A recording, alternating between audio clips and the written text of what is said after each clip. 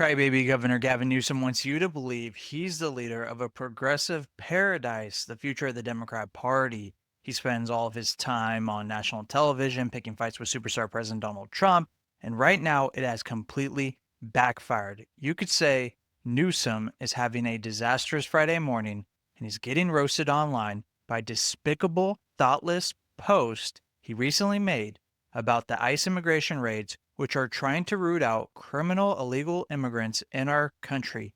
But in this specific case, it's in California and it's still developing. These people are still hiding within the facility, and it's pretty wild. But let's take a look at Gavin Newsom's post. He said, kids running from tear gas, crying on the phone because their mother was just taken from the fields. Trump calls me new scum, but he's the real scum. Obviously, people did not take this lightly. You had Data Republican post, this is the most appalling thing you've posted yet. You're seriously presenting a video of ICE dispersing a field where children are being used as slave labor and framing it as cruelty while casting yourself as morally superior. This is child slavery, and you are upset it's being stopped, and you are considered the Democratic frontrunner in 2028? I can't even respond with sarcasm or wit. Stop being evil. All-Star Florida Representative Anna Paulina, are we going to talk about how there were children working at a weed farm in California? Now I want to go ahead and play you a clip from CBS News, and this is developing right now. LA Mayor Karen Bass has come out and signed an executive order, a very shocking one that I feel like is very baseless. Earlier today in California, Los Angeles Mayor Karen Bass signed an executive directive to support immigrant communities in that state. And during the signing, the mayor had this to say after ICE raids at a marijuana grow facility just yesterday. Listen to what she said. I am here today to sign an executive directive, and I just want to point out the irony for a minute, that there is a need for me to have an executive directive to help our city understand how to protect itself from our federal government. Just let that sink in for a minute.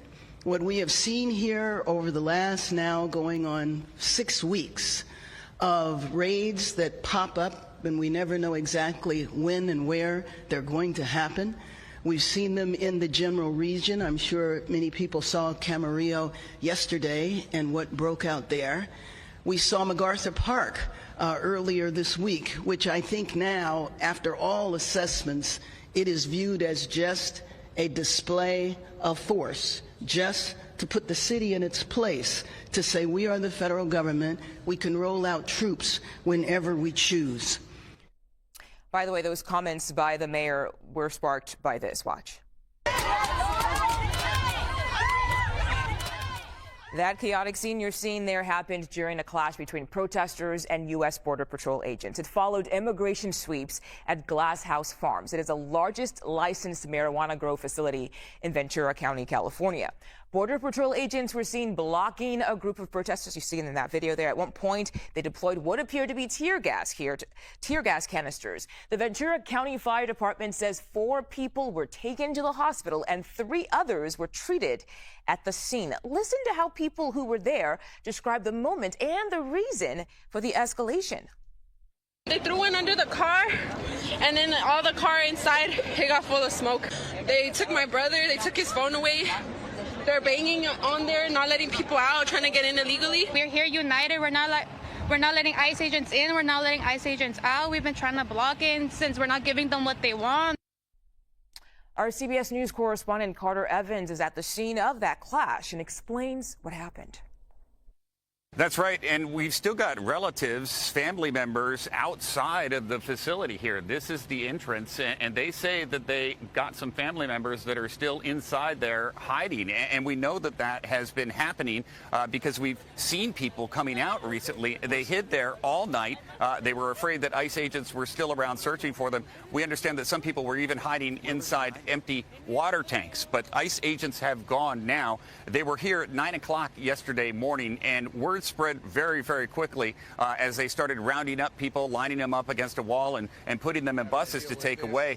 Word spread quickly on social media, text, cell phones, and protesters were here to confront those ICE agents, and it did get a little violent. You saw some smoke canisters being tossed, presumably tear gas, and also you saw the protesters throwing rocks back at the federal agents, some of their cars driving away with shattered windows. So a violent clash here yesterday, and right now, as far as we can understand, migrants still hiding inside this facility. So one thing about the liberal media lapdog is they're not going to report on how there were children in the fields working unoccupied, and no one said anything on CBS News about that. Instead, later on, they brought in a attorney to talk about, oh, here's your rights. We also see people trying to stop ICE from doing their jobs. Think about how insane that is. If they never went in there, they would have never found these children who could have been potentially part of the 300,000 missing children in the Joe Biden administration era when there was border chaos going crazy. But why is this company being defended? Why? What's going on? Even the company came out and said yesterday, Glass House Brands received immigration and naturalization warrants. As per the law, we verified that the warrants were valid and we complied. Workers were detained and we are assisting to provide them legal representation. Glass House has never knowingly violated applicable hiring practices and does not and has never employed minors. We do not expect this to affect operations moving forward. We will provide additional details. So one of the questions I had is this company tied to the Democrats or Gavin Newsom in general? What's the deal? Well, one of the owners, Kyle Kazan, actually recently made significant donations to Act Blue. And personally, I don't trust any company that sends money to Act Blue. And if you do look in the documentation, you can see he has two different companies. For some reason, this was a company that he used Glass House Brands for to donate to Act Blue, which is interesting. Normally he uses his property company, and he does go ahead and send contributions to Newsom's puppets, such as Ted Lieu and crybaby Alex Padilla. But so you get a little bit of the significance of this because the liberal lapdog media is not going to report on it. Fox News does come in and they actually provide some significant details on why all this is very important, and the Democrats just don't want you to know about it.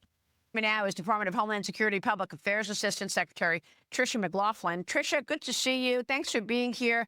What is the administration doing about all of these new attacks on ICE agents? Maria, our ICE enforcement officers are seeing a 700% increase in assaults against them, but it's even more than that. We're also seeing the doxing of their family members, their spouses where they work, their children where they go to school, so they're being targeted. If you lay a single hand on a law enforcement officer, you will be prosecuted for the fullest extent of the law under Secretary Nome and President Trump's leadership. But it's more than that as well, Maria, because these politicians, whether it be Gavin Newsom, Karen Bass, or AOC, continue to vilify our ICE enforcement officers as they just carry out the law and try to make American streets safer.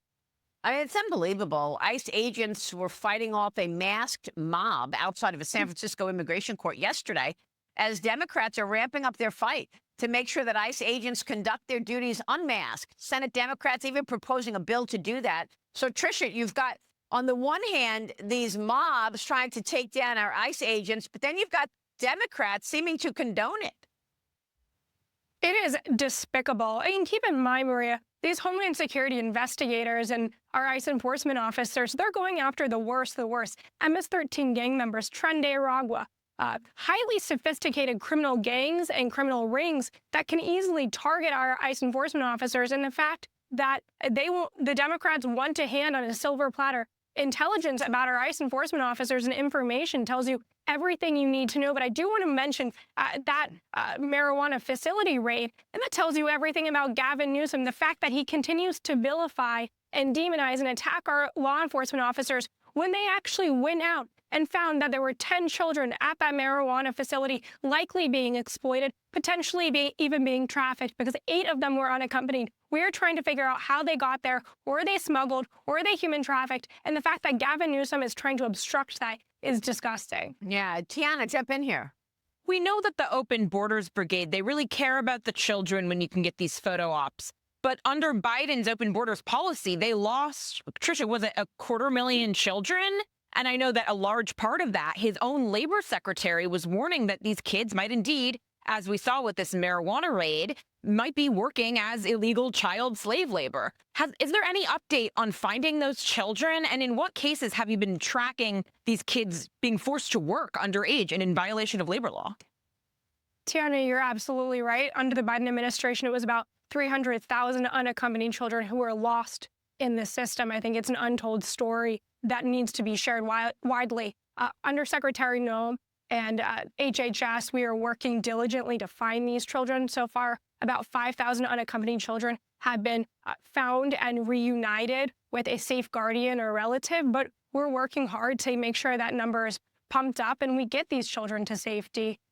It's so wrong what's happened, and it is our top priority, whether it be in LA, Chicago, New York, or otherwise, to make sure we are stopping any sort of exploitation of children. So to end this right here, I just want to put up a tweet from Jack Posobiec. Thanks to Trump, ICE has now begun finding the children the Biden admin lost. Many have been working forced labor in Newsom state. The child trafficking is off this scale. God's children are not for sale.